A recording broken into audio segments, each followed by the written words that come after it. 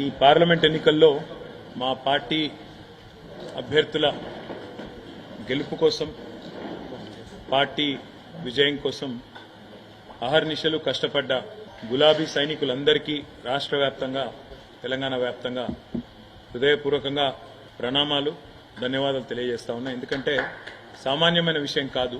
ఒక పార్టీ 5 నెలల కింద జరిగిన శాసనసభ ఎన్నికల్లో అనుకోని అనూహ్యమైన పద్ధతుల్లో పరాభవం పాలైన రకరకాల కుట్రలు కుతంత్రాలు పార్టీలోంచి నాయకులను తీసుకొని పోవడాలు ఇవన్నీ జరిగినా కొంతమంది స్వార్థపరులు పార్టీని విడిచిపెట్టి పోయినా పట్టుదలతో మొక్కవోని ధైర్యంతో ఇవాళ రాష్ట్ర వ్యాప్తంగా గ్రామ గ్రామాన ప్రతి పట్టణంలో కూడా ప్రతి గల్లీలో కూడా అద్భుతంగా పనిచేసిన మా అన్నదమ్ములకు మా అక్క చెల్లెళ్లకు బీఆర్ఎస్ పార్టీ కుటుంబ సభ్యులందరికీ హృదయపూర్వకంగా ధన్యవాదాలు.